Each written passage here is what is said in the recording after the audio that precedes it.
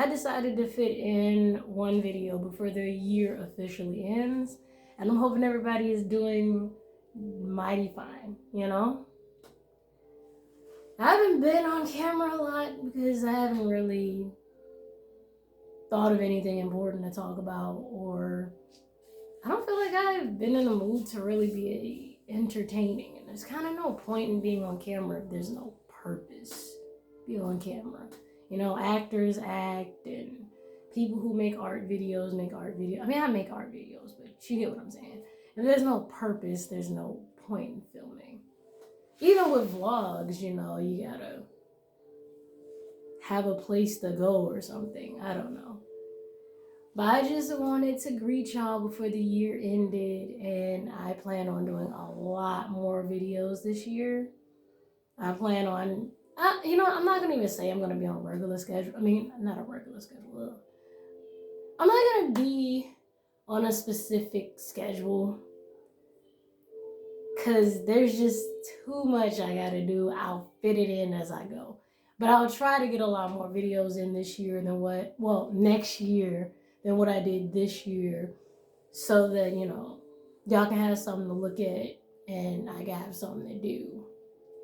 I mean, I've been working on my comics. Every time I'm not filming, I'm working on comics and I'm making the magazine and I'm actually making the products that will eventually be sold once I get all my paperwork and everything together.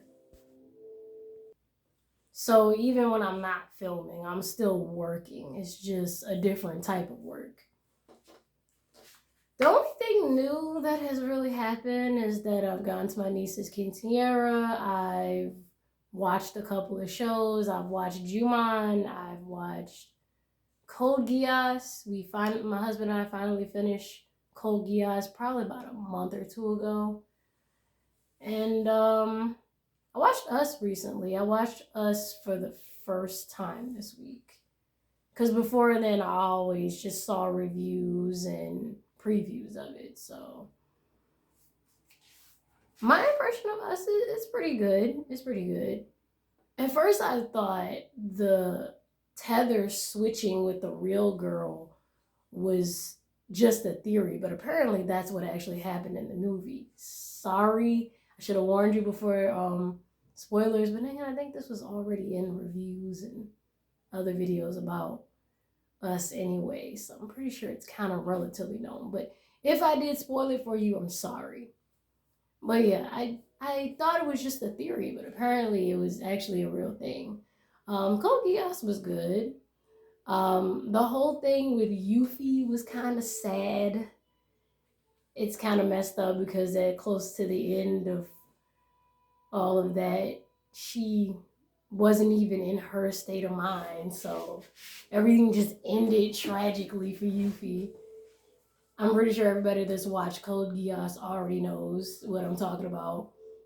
But the craziest thing about Yuffie's part of the story was, you know, she was like, kill the Japanese. And I was like, wait a minute, well, hold up. I was the most shocked during that part. But then I gotta remember that Lelouch put the Geass on her, and that's what caused her to be like that. It wasn't like, it was her own free will. Now, would you mind, and by the way, before I even get into this, this is just a whole spoiler alerts video. I'm sorry, I just talk about things that stand out to me the most. And sometimes the things that stand out to me the most are the spoilers. So once again, spoiler alert, just in case you haven't watched this show. I watched Juman on Netflix before they took it off. So I believe they took it off maybe the 8th of this month. I'm not sure. But they took it off very early in December. So I watched the whole show. That show, it was a good show. It's just, the person that annoyed me the most was the character Muhammad and how much he just cheated on his wife. It was ridiculous. And he kept catching consequences for cheating on his wife, but he still kept going until the very last part of the series. And Hisham kind of got very controlling close to the end. I mean, Juman eventually accepted her position in life, but before all that, he was very controlling. And the crazy thing about it is, like, in the early episodes, you saw a small sign of how controlling he could be. And I know some people would probably be like, how is he controlling? He's actually the good guy in this. Maybe some people would take his side. But the thing is, he was too pushy with her, you know? And I have a theory that maybe he wanted Juman to wear the hijab because of a beer who was always wearing the hijab. But, you know, it's just my little personal theory. Because what other tangible reason would he want Juman to wear the hijab? I don't even know. I can think of one. It's part of the culture, and also he seems to be very hardcore about tradition. I don't know. But yeah, he was very controlling. He was telling her she couldn't wear makeup, and it's like nobody in faculty of that school gave Juman any issues about her makeup at all. Because if it was really an issue, other people would have approached her about it. Here come Hisham. You know, the school doesn't let you wear makeup like that. I mean, I guess it was kind of cute when he had the little paper with her lipstick on it, but it kind of ruined the cuteness when you realize he was just trying to tell her what to do. You know? It's kind of iffy there. Iman was a very dramatic character. She really let you know how she felt. I mean, I guess eventually she kind of calmed down close to the end of the show. Also, if you want to see Juman, since it's not on Netflix anymore, you can also see it on YouTube. So that's an option just in case you're interested in it. But yeah, close to the end of the show, she eventually calmed down. But I understand her anger and her disdain for a lot of things going on in the show.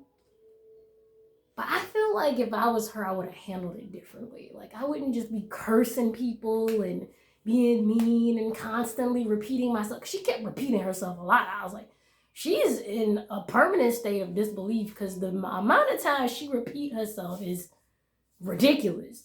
I don't know. I think the people that had the most stable relationship was, what was his name?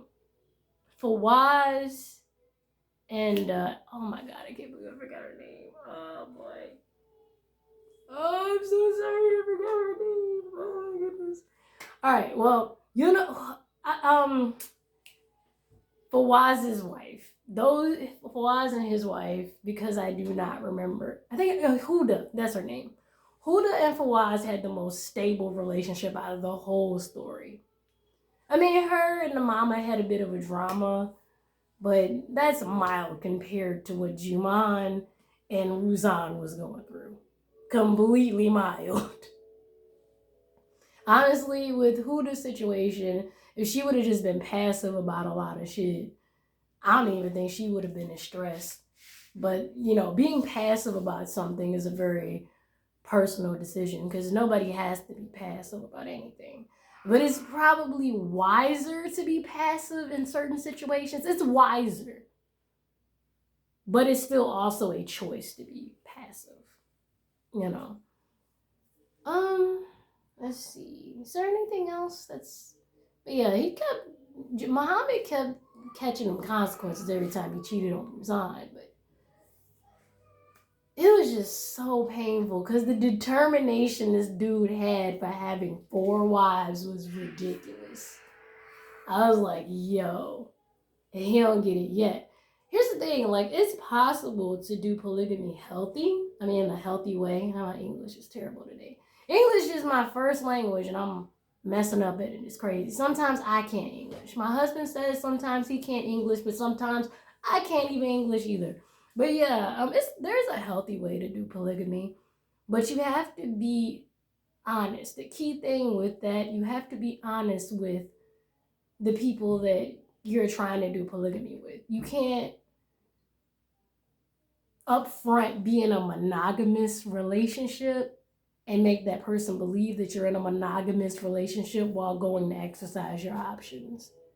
And that's one of the biggest mistakes he made in the story. He tried to exercise his options without formally letting his wife know.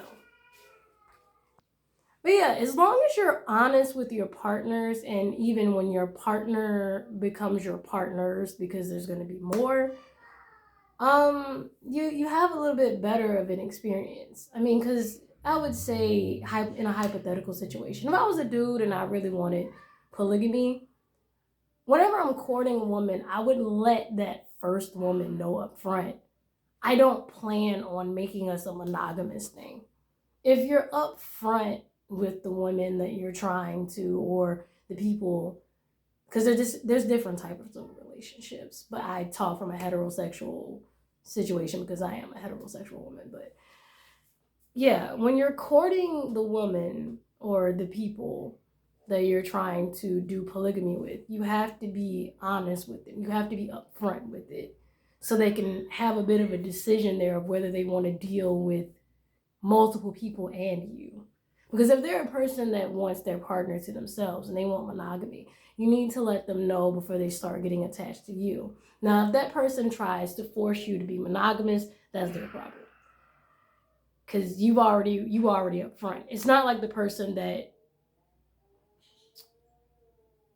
mimed my monogamy, for lack of a better word. It's not like a person that tried to make you believe it's monogamous, but then you find out months later, or in some cases years later, because we've all heard those stories where the dude dies and all his kids wound up coming to the funeral, and you like, who these other kids that look like that? You know what I'm saying? So, I mean, I guess you could say in those situations, the side chicks knew how to be the side chicks. Because you ain't find out until the dude was dead. But you can't always count on that, which is why you have to be upfront. I mean, personally, I wouldn't tell my son that polygamy was his first option anyway. I don't have a son, but if I did, I would never tell him polygamy is your first option. Because just because you are upfront with polygamy, that doesn't mean that woman's gonna not want you completely to herself. Because even in the show, everybody except one of those women was trying to take him away from Ruzan. They didn't want to be the side chick. They wanted to be the main chick. But how are you going to be the main chick if you're after somebody that's already coupled up? That's impossible. You can't try to be with people that's in relationships and expect to be the main person.